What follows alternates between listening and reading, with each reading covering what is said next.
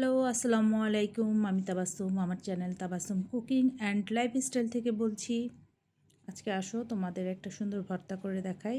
এখানে আছে আলু, বরবটি আর পটলটাকে আমি ছিলি নাই, ক্যাকড়ায় নিছি, নিয়ে পাকা বিচিগুলো ফেলে দিছি।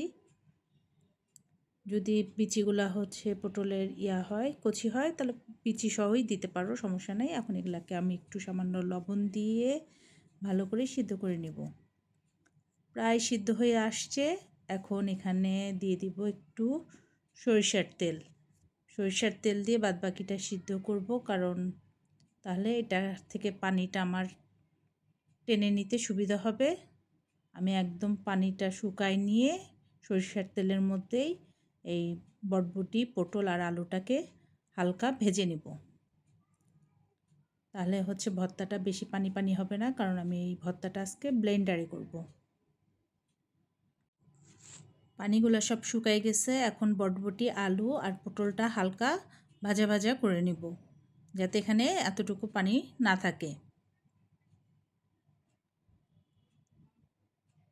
এখন এগুলাকে একটা প্লেটে আমরা তুলে নিব। এই যে আমি প্লেটে তুলে নিয়েছি, নিয়ে এখন এটাকে ঠান্ডা করে নিব। আর সেম তেলের মধ্যেই এখন আরেকটু সরিষার তেল অ্যাড করে দিব, দিয়ে এখানে পেঁয়াজ, রসুন আর মরিচ ভেজে নিব। যেহেতু এটা সরিষার তেল, তাই ফেনা উঠতেছে। এখন প্রায় আধা কাপের মতন পেঁয়াজ আমি এখানে ভেজে নিব।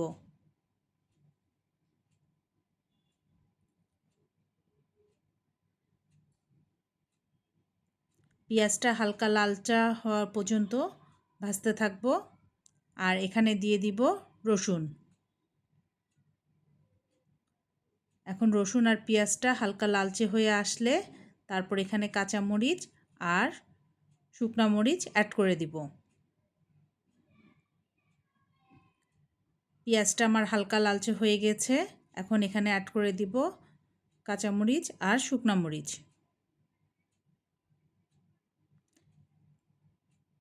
কাঁচামরিচটা একটু ফেরে তারপর দিয়ে দিয়েছি, নালে ফুটবে।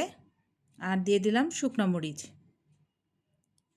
এগুলা যখন ভাজা হয়ে যাবে, একদম শেষ পর্যায়ে এসে মানে 1 মিনিট আগে আমরা দিয়ে দিব 2 চা চামচ কালিজিরা।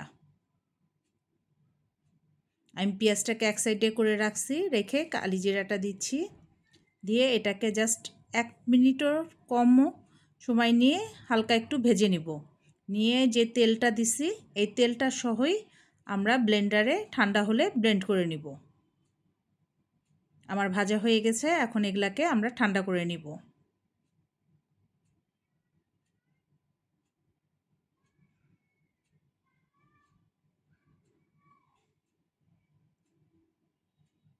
আমি ব্লেন্ডারের জারে নিয়ে নিয়েছি, এগুলা ঠান্ডা হয়ে গেছে সব। তেলটা সহই আমি এখানে ব্লেন্ডারে অ্যাড করে দিয়েছি, ভাজার তেলটা সহ।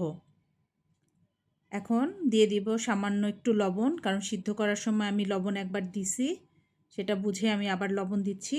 আর আমার আরেকটু সরিষার তেল লাগবে দেখে আমি আরেকটু সরিষার তেল অ্যাড করে দিলাম। এখন এটাকে ব্লেন্ড করে নিলেই হয়ে যাবে ভর্তাটা।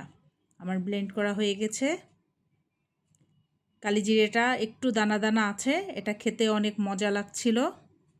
যদি পাটায় বাটা হয় তাহলে এরকম কালিজিরাটা দানা দানাও রাখতে পারো, বা একদম মিহিও করে ফেলতে পারো। তাহলে তৈরি হয়ে গেল আজকের সুস্বাদু মজাদার একটা মিক্সড ভর্তা। যদি ভালো লেগে থাকে বাসায় একবার ট্রাই করবে এবং আমাকে কমেন্ট করে জানাবে ভর্তাটা কেমন হলো। আমি তো গরম গরম ভাত নিয়ে খেতে বসে গেছি ভর্তা করেই। অনেক টেস্টি ছিল। যদি আজকের রেসিপিটা ভালো লেগে থাকে অবশ্যই আমার চ্যানেলটি সাবস্ক্রাইব করে আমার সাথেই থাকবে।